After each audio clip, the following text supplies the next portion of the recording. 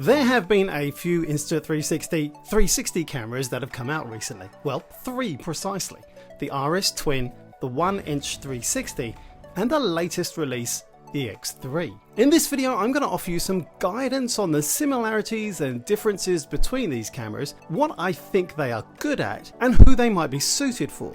From people who don't have much tech experience to those who need a camera capable of a full virtual tour setup. At the end of this video, you should have a better idea about which camera is best going to fit your needs. So let's get started. First, let's run through each of these cameras and their main features from the outside, what they look like and their shape and form, because they really are quite different. The RS Twin is an interchangeable lens action camera which gives it a versatility that might be exactly what you need. It's a fully modular system that comes with 2 lenses included in the bundle. This effectively gives you both a standard 360 camera and a standard 4K action camera. You have all you need to construct both.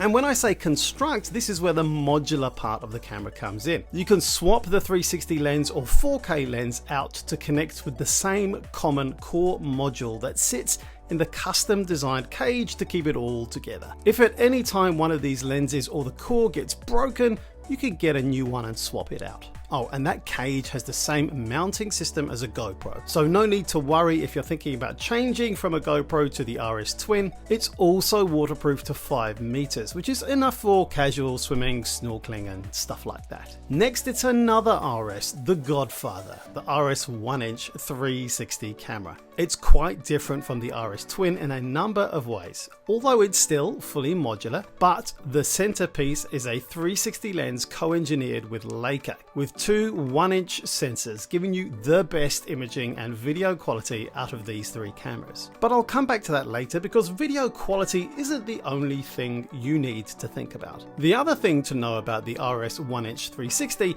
is that it takes a vertical modular form unlike the RS Twin, and that it is far and away the heaviest of the cameras I'll be covering today. It's also water resistant to light, rain, snow with an IPX3 rating. It's not fully waterproof, so that's something to bear in mind. Okay, third is the X3, successor to the 1X2 and the original 1X camera series. Unlike the previous 2 cameras, this is a one-piece, compact candy bar kind of design. Personally, it's the form I prefer. It's easier to carry and use because there's no swapping in and out, and it has a significantly bigger screen, which is a big point of difference for the X3 too. It also takes the vertical form, so it's quite different from the GoPro vibe that the RS Twin fits into. Maybe that's something you prefer, or maybe you need something that fits into the mounting system you prefer. The X3 is fully waterproof down to 10 meters, which is even more than the RS Twin edition. Alright, let's move on to the Insta360 features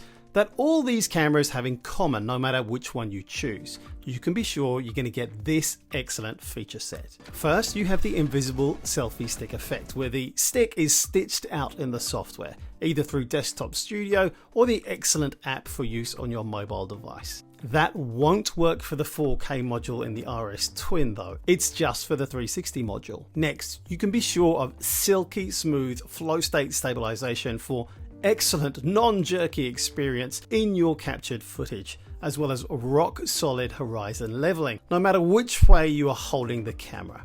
And last, you get loop recording, ideal for dash cam type footage. Alright, that's what the cameras have in common. Let's cover what's unique about each camera to see how it might best fit your needs. First, it's back to the RS Twin. The 360 camera is the standard setup for Insta360 360 cameras, which is 5.7K 360 video across the whole sphere. If rendering that out to a flat video, you can expect quality around what you'd see in a 1080p export. You also get 18 megapixel 360 photos too, and that number is worth bearing in mind if 360 photography is your thing, because the other cameras offer extra quality compared to that number. But for most people, that's perfectly fine. The RS Twin offers a 4K boost lens module, which is a step above the standard 4K module that came with the previous 1R edition. This offers a nice big 1/2-inch sensor and 48 megapixel straight photos. You can also shoot in 4K 60 frames per second, enabling you to get some nice slow motion in your edit, as well as having the ability to shoot in active HDR, bringing more dynamic range to your shots. Now, you won't be surprised that the 1-inch sensor version of the RS gives you unbeatable quality imaging and video, especially with good, well, actually great low light performance in this class of cameras. The video you get is slightly better at 6K 360 video, and you can also get 21 megapixel 360 photos from this RS 1-inch setup.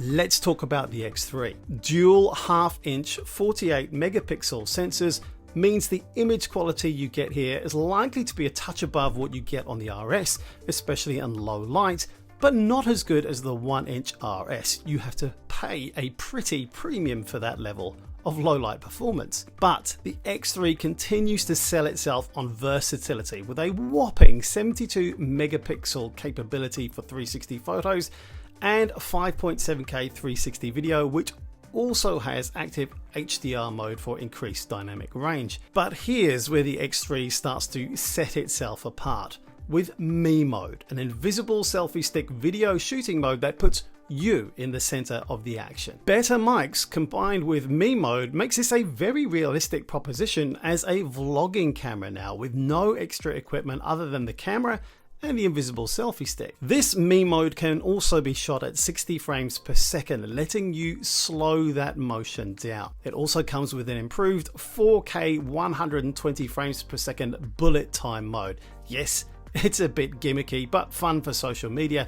And once again, that high frame rate means also being capable of being slowed right down. Incidentally, the X3 has adapted the loop recording function to give you the ability to pre-record your footage. If you're interested in that, I'm not going to delve deep here, but check out my video link in the description. But it's a very cool feature indeed. So, who do I think these cameras are best for? Well, if you don't yet have an action camera, or yours is a little outdated and you haven't upgraded for a while, then the RS Twin Edition might be perfect for you, especially if you want to get into 360 shooting. I mean, that's why you're watching this video, right? If you want an excellent option of a great action camera with the ability to shoot in 360 video when you want to, then the RS Twin is probably going to be the best fit for you. And that's especially if you really need the added toughness of a 4K camera without being worried about scratching your 360 lens. What about the 1-inch edition of the RS? This is for you if you absolutely need the best 360 image quality in a portable form, if one of the more upmarket and larger cameras doesn't fit your needs. You're probably interested in commercial applications and maybe shooting videos for clients too, like virtual tours or using it for construction site monitoring. However, this is really only an option if you're not going to be shooting extreme or even moderate action sequences. It's water resistant and not waterproof, and it's also pretty heavy. It's a bit of a strain to use on the end of a 3-meter selfie stick, I can tell you. You can think about the X3 as the flagship waterproof 360 action camera for Insta360 right now. It's a great camera, even if you don't have much camera or tech experience and you're looking for a 360 camera that you can just pick up and use. Or maybe you already have a recent edition action camera and you just don't need another one. You need a high quality, easy to use 360 camera that's simple, produces great results, and is also great for occasional 4K wide angle shots and video. My only caution here is that if you really want 4K flat footage, and that's an absolute priority for you, the 4K single lens wide capture mode on the X3 is good, but won't be as good as the dedicated option available in the RS Twin or other action camera that's pretty modern. If that sounds like something you need, then consider the versatile RS Twin system instead. Hey, you might enjoy this video from me next. I'm Saab Johal and this is Apple Plus. Maybe subscribe and see you back here again soon. Cheers.